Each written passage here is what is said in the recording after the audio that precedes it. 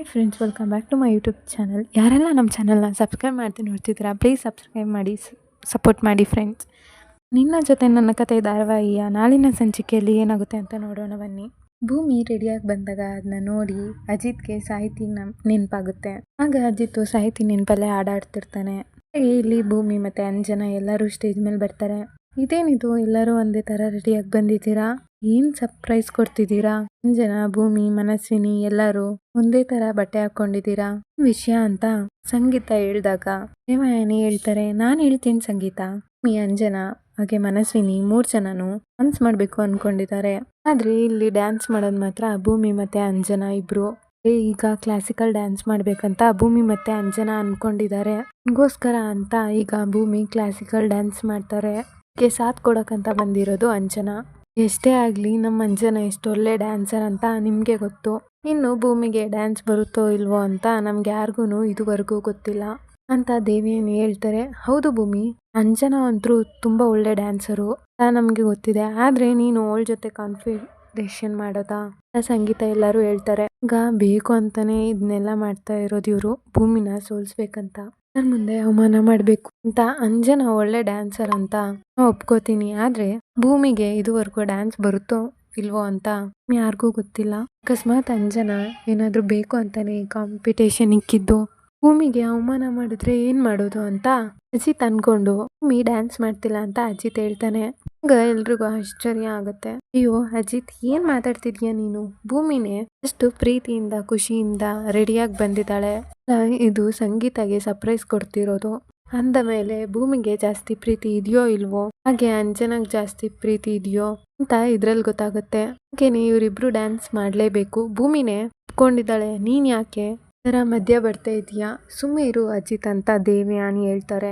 ಆಗ ಅಜಿತ್, ಇಲ್ಲ ಅತ್ತೆ, ನಾನು ಹೇಳ್ತಾ ಇದ್ದೀನಲ್ವಾ ಭೂಮಿ ಡ್ಯಾನ್ಸ್ ಮಾಡ್ತಾ ಇಲ್ಲ ಅಂತ ಅಜಿತ್ ಹೇಳ್ತಾರೆ. ಆಗ ಇಬ್ರೆ, ಏನಾಗಿದೆ ನಿಮ್ಗೆ? ಸುಮ್ಮನೆ ಇರಿ, ಇದ್ರಲ್ಲಿ ನಾನು ಅತ್ತೆ ಮೇಲೆ ಎಷ್ಟು ಪ್ರೀತಿ ಇಕ್ಕಿದ್ದೀನಂತ ಗೊತ್ತಾಗತ್ತೆ, ನಾನು ಡ್ಯಾನ್ಸ್ ಮಾಡ್ಲೇಬೇಕಂತ ಹೇಳ್ತಾರೆ.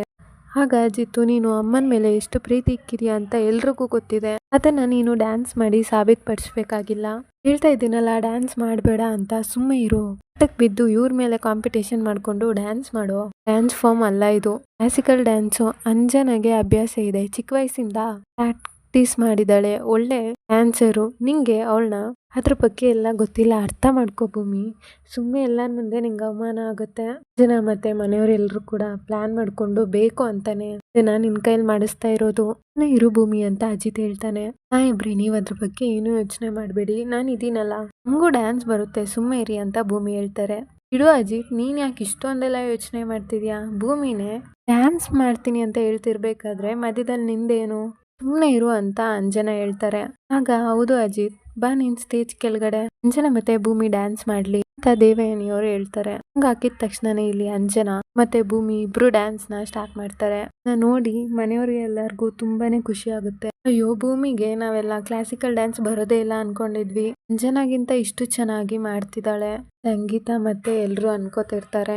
ಅಜಿತ್ಗೆ ಕೂಡ ಆಶ್ಚರ್ಯ ಆಗುತ್ತೆ. ಅದೇ ಸಮಯಕ್ಕೆ ಇಲ್ಲಿ ತುಂಬಾ ಕಾಲ್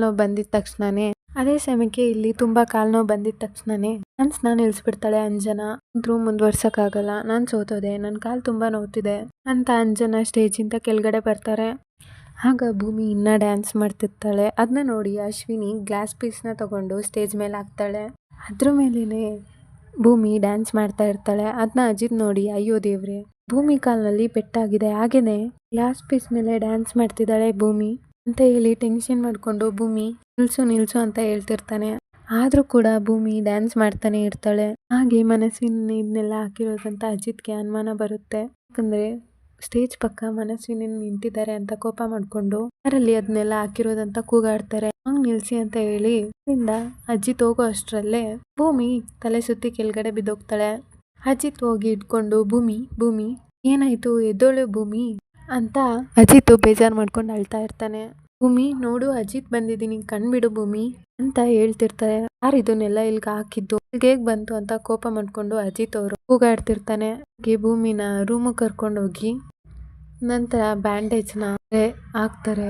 ಈಗ ಭೂಮಿಗೆ ಎಚ್ಚರ ಆಗುತ್ತೆ. ಡಾಕ್ಟರ್ಗೆ ಫೋನ್ ಮಾಡ್ತೀನಿ ಅಂತ ಡಾಕ್ಟರ್ನ ಫೋನ್ ಮಾಡ್ತಾರೆ. ಡಾಕ್ಟರ್ ಬಂದು ನೋಡಿದ ತಕ್ಷಣ ಸ್ವಲ್ಪ ತಲೆ ಸುತ್ತ ಬಂದಿದೆ, ಇಷ್ಟೊಂದೆಲ್ಲ ಪೆಟ್ಟಾಗಿದೆಯಲ್ಲ, ಅದಕ್ಕೆ ಈ ತರ ಆಗಿದೆ ಸ್ವಲ್ಪ ಹೊತ್ತಾದ್ಮೇಲೆ ಎಕ್ಸ್ರೇ ಆಗ್ತಾರೆ ಅಂತ ಡಾಕ್ಟರ್ ಹೇಳ್ತಾರೆ. ಇವಾಗ ನೀವೇನೆ ಯಾರಿದನ್ನೆಲ್ಲ ಮಾಡಿದ್ದು ಅಂತ ಒಪ್ಕೊಳ್ಳಿ. ಅಂಜನಾ ಮತ್ತೆ ಭೂಮಿ ಡ್ಯಾನ್ಸ್ ಮಾಡ್ಬೇಕಾದ್ರೆ ಗ್ಲಾಸ್ ಎಲ್ಲೂ ಇರ್ಲಿಲ್ಲ. ಭೂಮಿ ಒಬ್ಳೆ ಡ್ಯಾನ್ಸ್ ಮಾಡ್ಬೇಕಾದ್ರೆ ಇದೆಲ್ಲ ಆಗಿದೆ ಅಂದ್ರೆ ಖಂಡಿತವಾಗ್ಲೂ ಯಾರೋ ಮಾಡಿದ್ದಾರೆ. ಇನ್ನು ಸ್ಟೇಜ್ ಪಕ್ಕ ಇದ್ದಿದ್ದು ಅಂದ್ರೆ ಅದು ಮನಸ್ವಿನಿ ಒಬ್ಳೆ.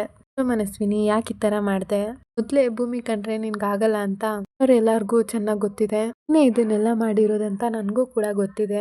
ಯಾಕೆ ಈ ತರ ಮಾಡ್ದೆ ಅಂತ ನನ್ಗೆ ವಿಷಯ ಗೊತ್ತಾಗ್ಬೇಕು. ಭೂಮಿನ ಸೋಲ್ಸ್ಬೇಕು, ಭೂಮಿಗೆ ನೋವಾಗ್ಬೇಕು ಅಂತ ಈ ತರ ಮಾಡ್ದೆ ಅಲ್ವಾ ಅಂತ ಕೋಪ ಮಾಡ್ಕೊಂಡು ಅಜಿತ್ ಕೂಗಾಡ್ತಾರೆ. ಆಗ ಏನ್ ಅಜಿತ್ ಈ ತರ ಮಾತಾಡ್ತಿದ್ಯಾ ನೀನು? ನೋಡು, ನನ್ಗೂ ಇದಕ್ಕೂ ಸಂಬಂಧ ಇಲ್ಲ, ಸುಮ್ಮನೆ ಹೋಗು ಅಂತ ಮನಸ್ವಿನಿ ಹೇಳ್ತಾಳೆ. ಆಗ ನಾನು ಹೆಂಡತಿ ವಿಷಯಕ್ಕೆ ಬರ್ಬೇಡ ಅಂತ ನಿಂಗೆ ಎಷ್ಟ್ ಸಲ ಹೇಳಿದೀನಿ, ಒಂದ್ಸಲ ಹೇಳಿದ್ರೆ ಅರ್ಥ ಆಗಲ್ವಾ? ನಿನ್ ಪಾಡಿಗೆ ನೀನ್ ಇರಕ್ ಆಗಲ್ವಾ ಅಂತ ಅಜಿತ್ ಕೂಗಾಡಿದ ತಕ್ಷಣ ಈಗ ಶ್ರವಣ್ ಬಂದು ಮನಸ್ವಿನಿ ಯಾಕೆ ಈ ತರ ಮಾಡ್ದೆ ಅಂತ ಶ್ರವಣ್ ಕೇಳ್ದಾಗ, ಅಪ್ಪ ಏನ್ ನೀವ್ ಈ ತರ ಕೇಳ್ತಿದ್ದೀರಾ? ನಾನ್ ಈ ತರ ಮಾಡಿದ್ನಾ ಅಂತ ಮನಸ್ವಿನಿ ಹೇಳ್ದಾಗ, ಹೌದು, ನೀನು ಅಲ್ಲಿ ಗ್ಲಾಸ್ ಹಾಕಿದ್ನ ನಾನೇ ನನ್ ಕಣ್ಣಾರ ನೋಡಿದ್ದೀನಿ ಅಂತ ಶ್ರವಣ್ ಹೇಳಿದ ತಕ್ಷಣನೇ ಆಗ ಮನಸ್ವಿನಿ ತುಂಬಾ ಟೆನ್ಷನ್ ಮಾಡ್ಕೋತಾಳೆ.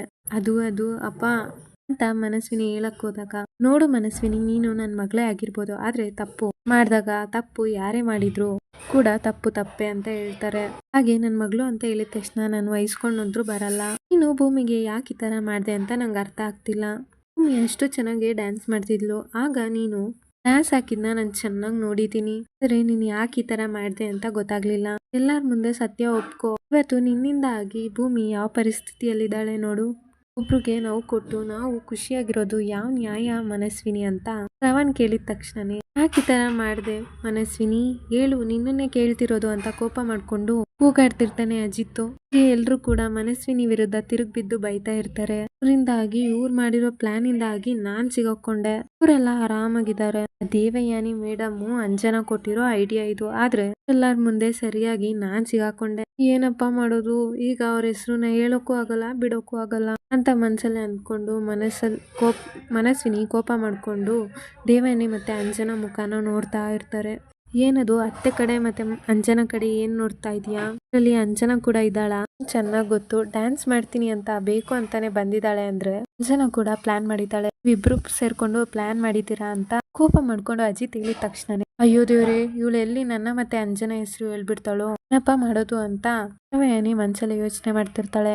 ಯಾವ ವಿಷಯನೂ ಹೇಳ್ಬೇಡ ಅಂತ ದೇವಯಾನಿ ಮಾಡಿ ಹೇಳ್ತಾಳೆ. ಅದು ನಾನು ಇದನ್ನ ಬೇಕು ಅಂತ ಮಾಡಿಲ್ಲ, ನನ್ನ ಕ್ಷಮಿಸ್ಬಿಡಿ, ಏನೋ ತಪ್ಪಾಗೋಯ್ತು, ತಮಾಷೆ ಮಾಡೋಣ ಅಂತ ಹೋದೆ. ಭೂಮಿ ಅಲ್ಲಿಗೆ ಡ್ಯಾನ್ಸ್ ನಿಲ್ಸ್ಬಿಡ್ತಾಳೆ ಅನ್ಕೊಂಡಿದ್ದೆ, ಆದ್ರೆ ಭೂಮಿ ಇನ್ನ ಡ್ಯಾನ್ಸ್ ಮಾಡ್ತಿದ್ಲು, ಅದ್ರಿಂದಾನೇ ಇಷ್ಟೆಲ್ಲ ತೊಂದರೆ ಆಯ್ತು ಅಂತ ಮನಸ್ವಿನಿ ಹೇಳ್ದಾಗ ಏನ್ ಮಾತಾಡ್ತಿದ್ಯಾ? ಯಾರಾದ್ರೂ ಈ ತರ ತಮಾಷೆಗೋಸ್ಕರ ಮಾಡ್ತಾರ ಅಂತ ಅಜಿತ್ ಹೇಳ್ದಾಗ, ನೀನು ತಪ್ಪು ಮಾಡಿದ್ಯಾ, ನೀನು ಮನೆಯವ್ರ ಮುಂದೆ ಎಲ್ಲ ಕ್ಷಮೆ ಕೇಳ್ಬೇಕು, ನೀ ಹತ್ರನೇ ಕ್ಷಮೆ ಕೇಳ್ಬೇಕು. ಅಕಸ್ಮಾತ್ ಏನಾದ್ರೂ ಹೆಚ್ಚು ಕಮ್ಮಿ ಆಗಿದ್ರೆ ಏನ್ ಮಾಡ್ಬೇಕಿತ್ತು ಮನಸ್ವಿನಿ ಅಂತ ಮನಸ್ವಿನಿ ವಿರುದ್ಧ ತಿರುಗಿ ಬೀಳ್ತಾರೆ ಶ್ರವಣ್.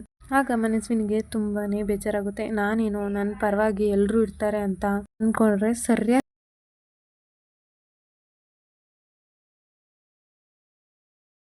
ಶ್ರವಣ್ ಕೂಡ ನನ್ನ ವಿರುದ್ಧನೇ ತಿರುಗ್ಬಿದ್ದ ಅಂತ ಕೋಪ ಮಾಡ್ಕೊಂಡು ನೋಡ್ತಿರ್ತಾಳೆ ಮನಸ್ವಿನಿ. ಭೂಮಿ ಬಿದ್ದಿರೋದು ಮನಸ್ವಿನಿಯಿಂದ, ಗ್ಲಾಸ್ ಹಾಕಿರೋದು ಮನಸ್ವಿನಿ ಅಂತ ಎಲ್ಲರಿಗೂ ಸತ್ಯ ಗೊತ್ತಾಗುತ್ತೆ. ಮನೆಯವರೆಲ್ಲರೂ ಬೈತಾರೆ, ಮನೆಯವರೆಲ್ಲರೂ ಮನಸ್ವಿನಿ ವಿರುದ್ಧ ತಿರುಗಿ ಬೀಳ್ತಾರೆ. ಭೂಮಿ ಹತ್ರ ಕ್ಷಮೆ ಕೇಳಕ್ಕೆ ಹೇಳ್ತಾರೆ. ಇಲ್ಲಿಗೆ ಈ ಸಂಚಿಕೆ ಮುಕ್ತಾಯ ಆಗ್ತದೆ. Thanks for watching.